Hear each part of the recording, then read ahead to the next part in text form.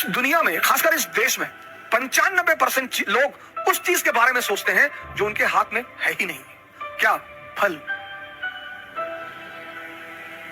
Sir आपको पता ही नहीं कल क्या होने जा रहा है, तो जब हमें कल का पता ही नहीं तो हम आज में रहें। और जितने लोगों ने अपने आज को सुधारना शुरू किया उनका कल बेहतरीन हो गया, क्योंकि जो कल के बारे में सोचते हैं वो आज कुछ कर ही नहीं पाएंगे, और जो पास्ट के बारे में सोचते हैं वो कुछ करेंगे। दो लोग निष्क्रिय हैं।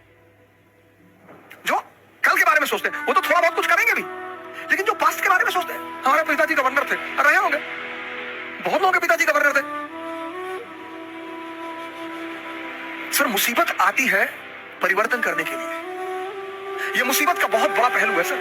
मुसीबत जब भी आई, ये मेरे पिताजी ने मुझसे कहा, उन्हें गांव से भगा दिया गया तो बेचारे भगोड़े हो गए। वो गांव वालों ने भगा दिया, कोई पीछे था नहीं तो गांव वालों ने भगा दिया, तो माँ बाप दोनों बेचारे इधर उधर अपना भाग भटकते रहे। तो एक बार मैंने उनसे पूछा कि आपको बदला लेने की इच्छा नहीं हुई? बोले पागल, मुसीबत आती है कुछ बड़ा करने के लिए अगर आप जागृत हैं। मैंने कहा कैसे? बोले राम राजा बनने जा रहे थे, मेरी आदत है क्रॉस क्वेश्चन करने की। मैंने कहा कैसे? बोले राम राजा बनने जा रहे थे। मैंने कहा हाँ। बोले मुसीबत आ गई? हाँ। मैंने कहा बिल्कुल। बोले 14 साल जंगल में रहे? मैंने कहा हाँ। बोले उसी जंगल में रहकर भगवान बने। अगर राम के जीवन में जंगल को हटा दिया जाए, उस 14 साल की साधना को हटा दिया, आप देखिए 14 दिन साल की साधना। पिताजी ने कहा कि देखो मुसीबत आई। मैंने कहा हाँ। बोले वो मुसीबत को मैं उन्होंने मजा लेना शुरू कर दिया, तैयार है। पिता दशरथ कह रहे हैं कि तू मना कर दे, वादा तो मैंने किया था ना, तू मना कर दे कि मैं नहीं जाऊंगा, मैं देख लूंगा। अरे बोले नहीं, जाना तो वही है। और ये इस बात का संदेश है कि हर व्यक्ति को, वो चाहे भगवान ही क्यों ना हो, कितना बड़ा संदेश है कि हर व्यक्ति को इस जीवन में संघर्ष करना है। जो हंसकर करेगा वो राजा बनेगा। करना ही करना है सर। कोई दुनिया में ऐसा व्यक्ति है ही नहीं जिसको संघर्ष ना करना पड़ा उसे। लेकिन जिसने संघर्ष में मजा लेना सीख लिया, आप अगर बहुत गौर से जीवन को देखें तो हम जब क्लास 10th में थे तो हमारी माता जी हमसे कहती थी कि बेटा 10th की पढ़ाई अगर कायदे से कर लोगे ना, बस 3 ही साल जीवन में पढ़ना है। मैंने कहा अच्छा?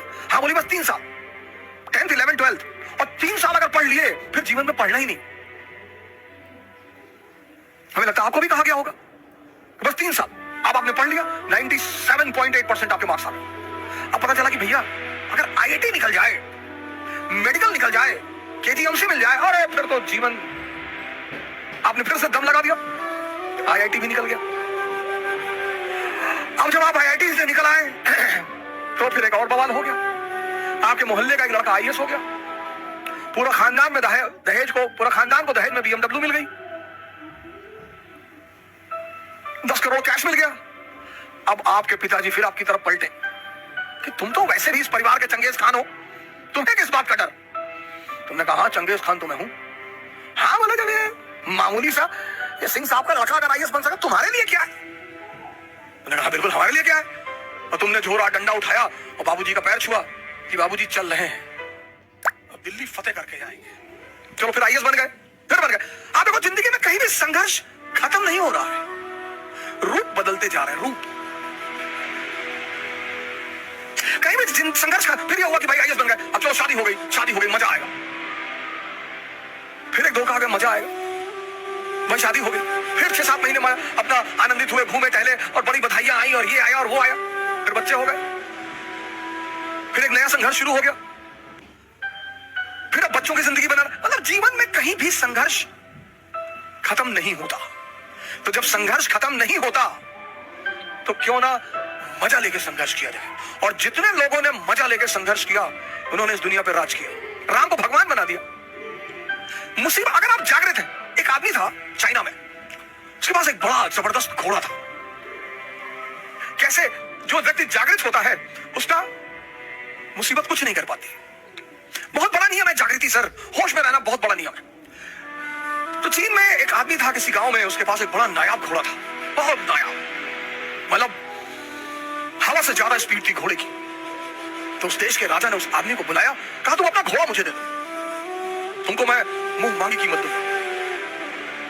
उस आदमी ने कहा कि सरकार घोड़ा तो ना बेचेंगे। अरे लोगों ने समझाया कि पागल हो, तुम क्या करोगे घोड़े का, और इतना पैसा राजा तुमको दे रहा, भेज दो। अरे उसने कहा यार तुम लोग क्यों मेरे पीछे पड़े हो, जाओ अपना काम करो, हम नहीं फायदा ले रहे ना, जाओ।